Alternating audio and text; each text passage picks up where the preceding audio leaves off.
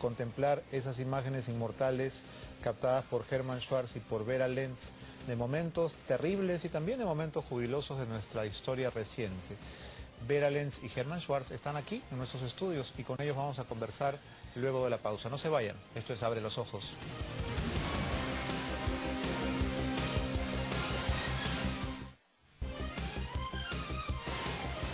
Si ustedes recuerdan la emoción que sentíamos cuando íbamos a las tiendas de revelado a recoger nuestras fotos, ¿se acuerdan de eso?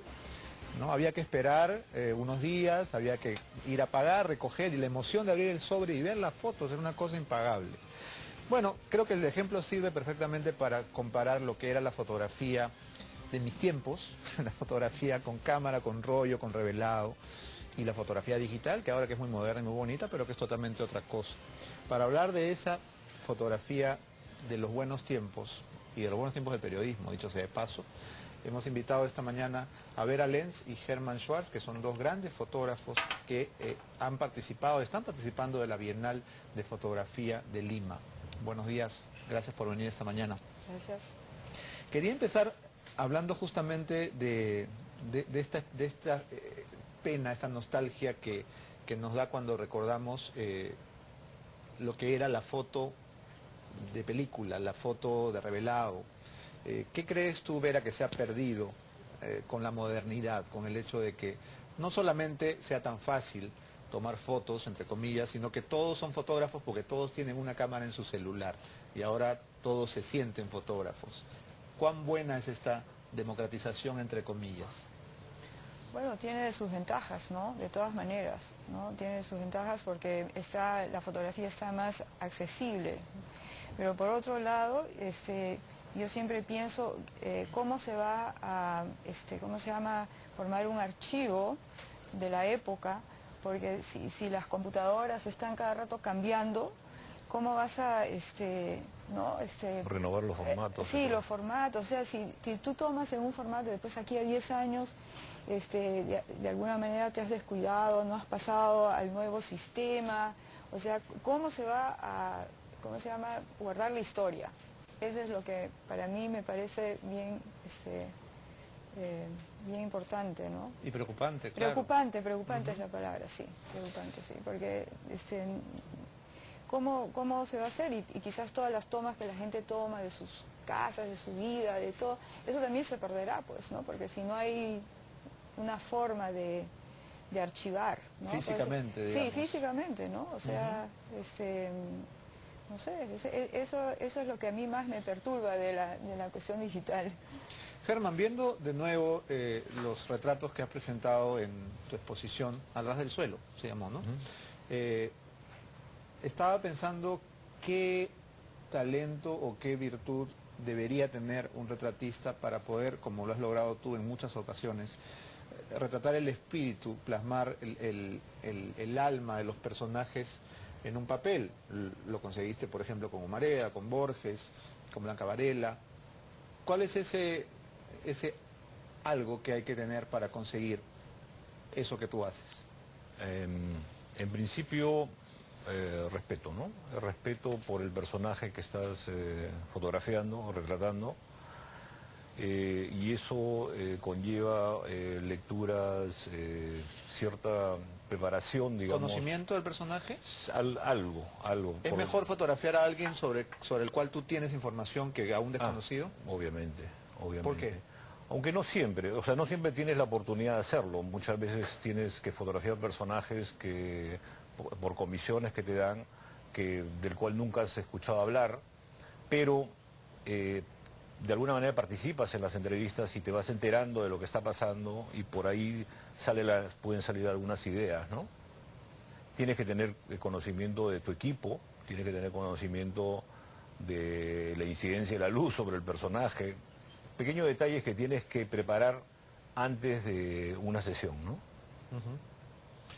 Vera, tú decidiste en los años más cruentos de la guerra con Sendero y con el MRTA, decidiste ir a donde las papas quemaban, ir directamente a los lugares de conflicto, y entiendo que incluso ibas con tu hija, lo cual ya me parece increíble. Cuéntame cómo fueron esos años y cuánto influyó en esa vocación tu madre, que te hablaba siempre de lo que era vivir en un país en guerra. Bueno, eso sí me influenció bastante, ¿no? De todas maneras, la Segunda Guerra Mundial siempre ha sido algo que o sea, me acompañaba, ¿no? Alemana también. Tu mamá es alemana Sí, mi mamá es alemana, sí. Y y tuvo que vivir el horror de la Segunda Guerra. ya, claro, sí. O sea, mi mamá no es judía, ¿no? O sea, pero ella de todas maneras, ahí se bombardeaban, ¿no? O sea, bombardeaban las ciudades y, ¿no? Ella sobrevivió, pues, o sea, tuvo suerte, Y entonces ¿no? de ella aprendiste, digamos, la suerte de vivir en un país que no tuviera guerra.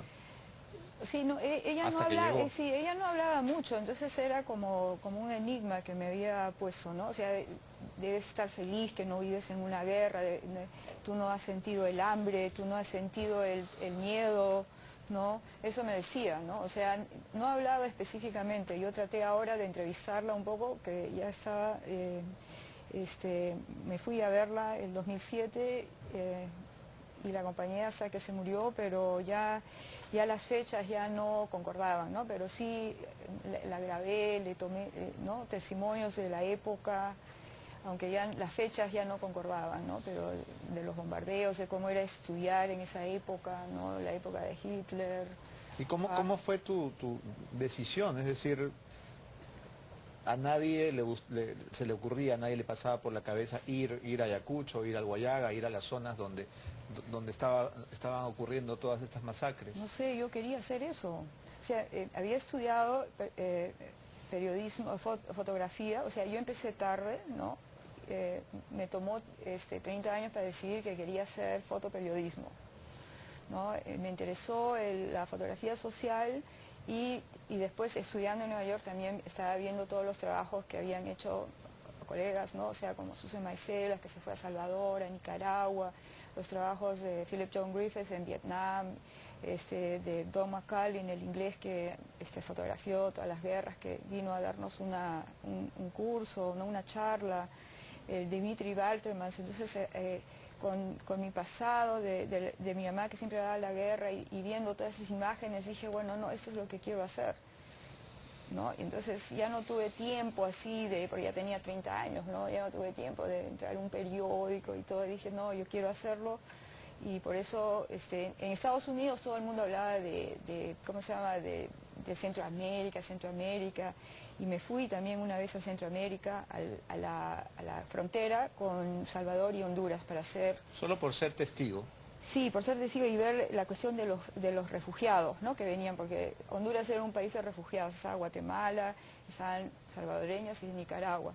Y yo pensaba, pues, bueno, voy a hacer, en un mes, no voy a hacer países refugiados, pero ya con los refugiados de Salvador ya tuve suficiente, ¿no? O sea, me quedé ahí un mes, o sea, me fui a 2 campamentos, ¿no? Me sacó el ejército, todo ahí, empecé a ver qué difícil es trabajar en un conflicto, ¿no? La desconfianza que te tienen, ¿no? Y viendo, y viendo pues, que todo el mundo hablaba ¿cómo se llama?, de Centroamérica y de todos estos otros países, yo dije, no, yo voy a volver al Perú, eso va a ser mi historia, el Perú. Entonces, vine ya con la idea, después de haber visto tantos libros de conflictos, ¿no?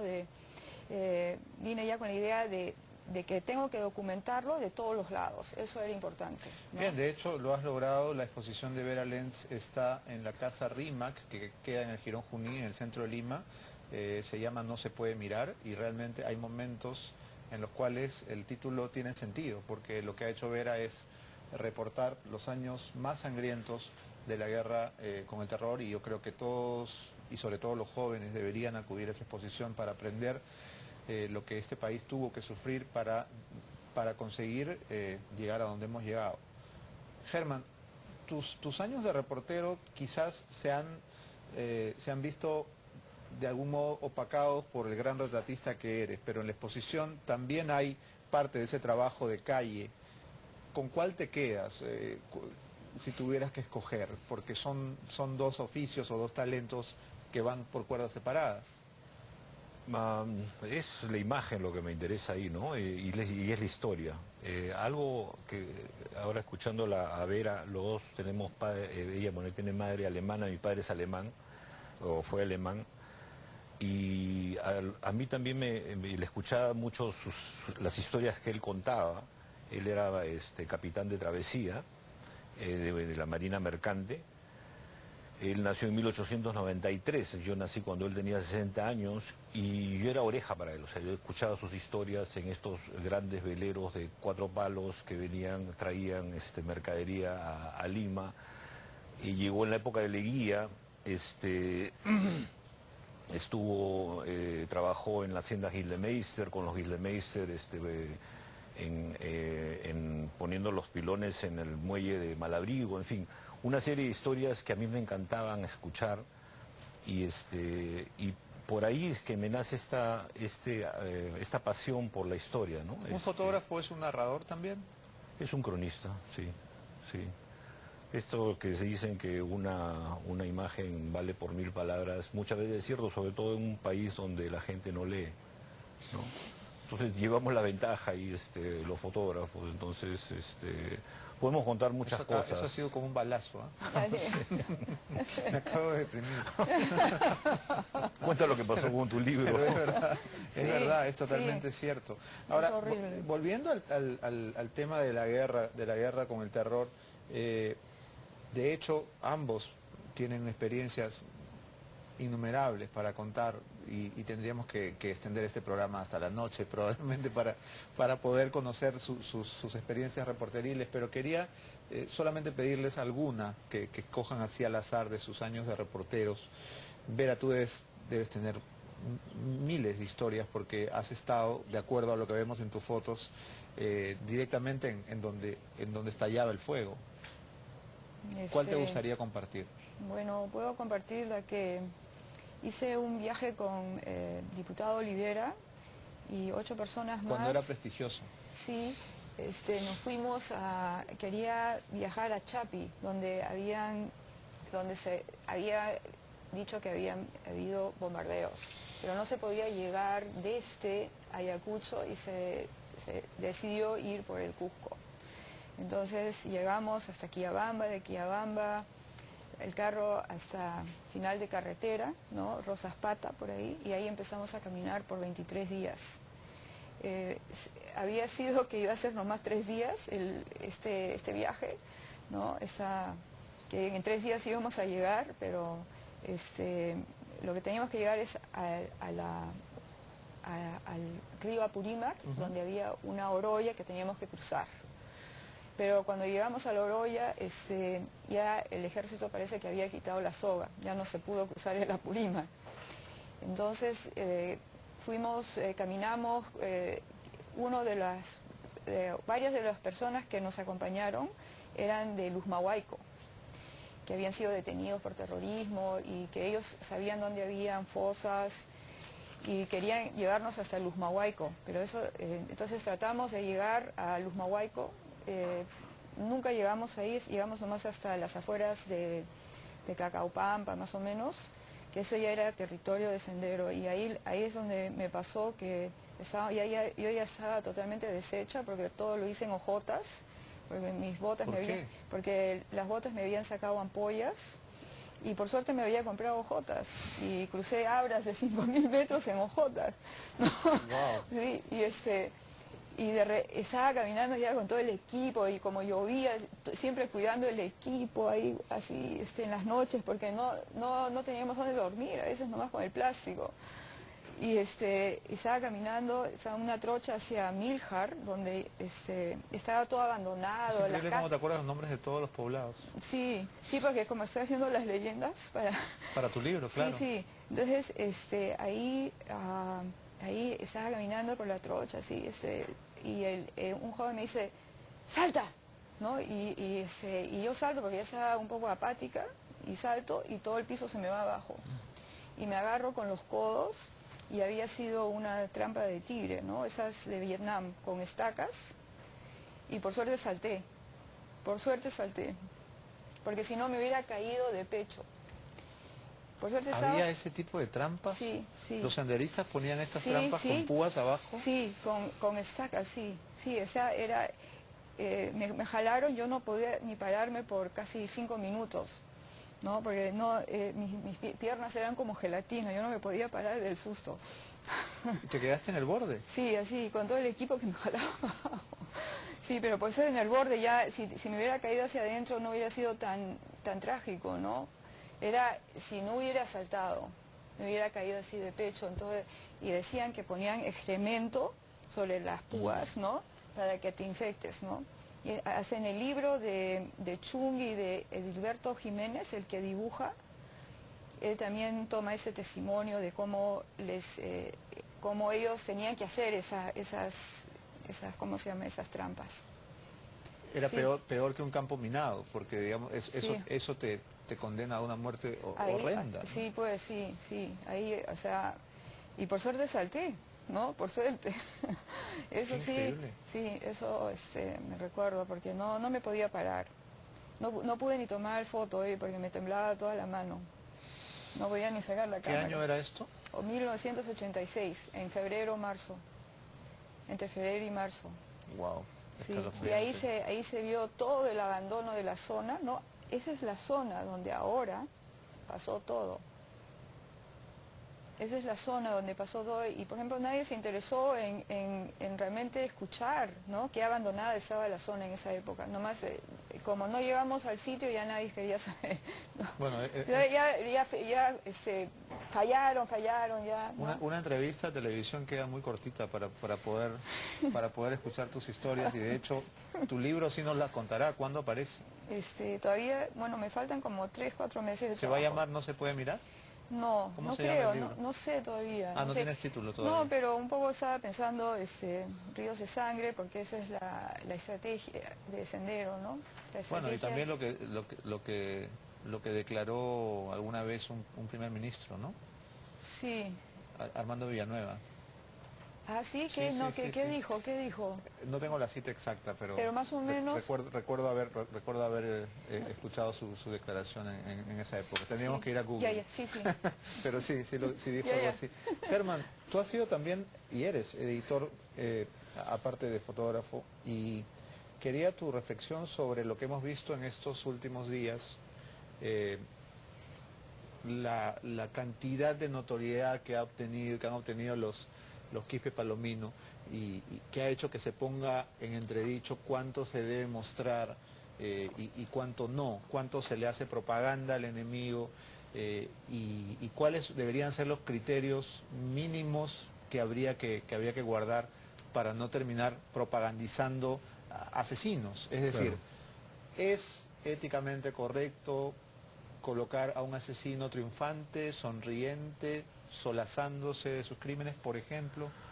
Mira, es una polémica que apareció en la época de los 80 y creo que Vera es testigo de aquello porque el MRTA salió, digamos, a diferencia de Sendero, con una posición frente a los medios muy diferente.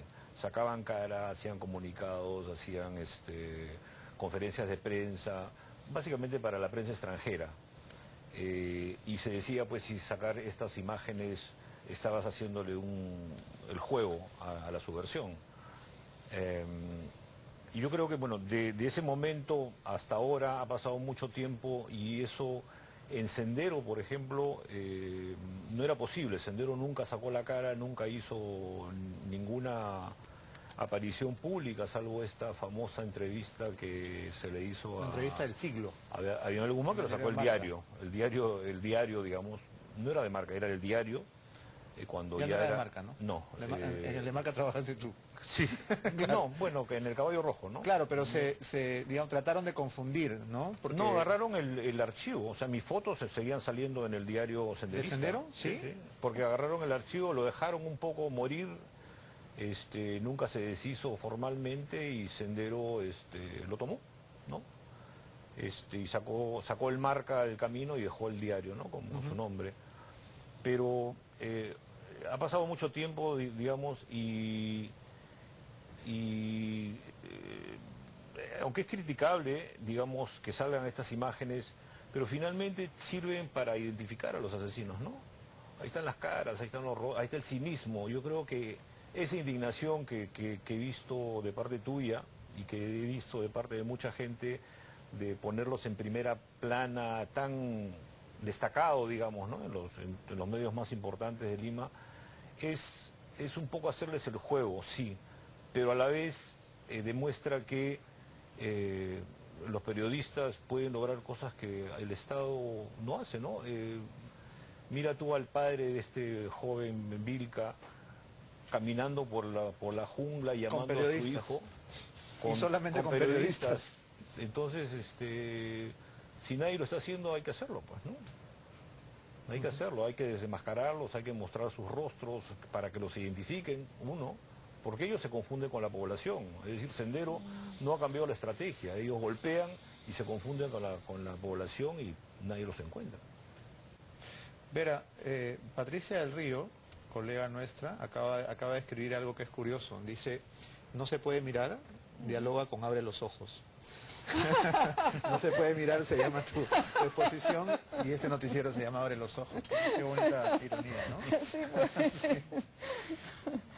Todos recordamos la imagen, aquella ganadora del Pulitzer, del buitre esperando que un niño africano muera para devorarlo. Una imagen horrenda, pero también absolutamente documental. El fotógrafo, cuyo nombre no recuerdo, seguramente ustedes sí, no pudo soportar la presión que hubo contra él y se suicidó. Y quería usar ese ejemplo extremo para hablar de cuánto hay que mostrar, Vera. En el momento en que has estado, porque lo has estado, ante montañas de cadáveres asesinados tanto por el terror como por el fragor de la guerra, ¿en algún momento dijiste, esto no lo puedo fotografiar, esto no lo debo mostrar, esto no se puede mirar, como dice el título de tu muestra? No, yo pienso que me costaba tanto llegar a los sitios que yo sí documentaba todo lo que podía. Era más bien tratar de documentar todo lo que estaba frente mío, ¿no? Y de hecho hay fotos impublicables que sin embargo están en la exposición como una prueba de este horror, ¿verdad? ¿Cómo cuál? Bueno, hay algunas que yo bueno, quizás no las he visto publicadas, pero hay algunas de muertos que son tremendas, pero que son tan documentales como las de los campos de concentración, ¿no es cierto? Sí, es importante ver, es nuestra historia humana. O sea, si ves las fotos de Dimitri Waltermans de la Segunda Guerra Mundial, son impresionantes. No, ese es un fotógrafo ruso que documentó toda la Segunda Guerra Mundial del lado ruso, ¿no? ¿Y qué haríamos si no vemos las de Auschwitz o de todo eso? ¿Qué vamos a aprender? Nadie se hubiera enterado que eso pasó. Claro, sí, pues hubieran podido taparlo todo, ¿no? O sea, yo creo que es muy importante, o sea, pero hay que equilibrarlas, ¿no? O sea, con otras cosas, ¿no? ¿Cuántas cosas, Germán, no se habrían conocido si no hubiera habido un fotógrafo presente? ¿Cuántas cosas se hubieran podido ocultar con éxito, no? Claro. Lo que tú cuestionas es tal vez qué pasa con el fotógrafo en la escena, ¿no? Si interviene o no interviene, porque lo que le cuestionaban al fotógrafo es por qué no se llevó al niño, por qué no lo salvó. Decía, pero habían cientos de niños ahí y cientos de buitres, y yo no podía hacer nada, yo soy un fotógrafo, yo grafiqué lo que vi, ¿no? Es como decirle pues a Eddie Adams en esta foto en Saigón, que le dispara. cuando le disparan en la cabeza, ¿no? Que también fue un Pulitzer. Claro. O sea, ¿qué podía hacer el fotógrafo? Pues tirarse encima del oficial sin duda. vietnamita. Y ese es un reproche que siempre nos hace el público, ¿no? Sí, ¿Por qué no salvan? ¿Por qué no se tiran al agua y salvan al que se ahoga, o se meten al incendio y salvan al que se va a quemar? Nosotros somos testigos y esa es nuestra labor. Nuestra labor es hacer crónica, o sea, reportarlo, ¿no? Es intervenir lo menos posible. Bien, para muchas personas que han estado escribiendo en las redes sociales, la muestra de Vera Lenta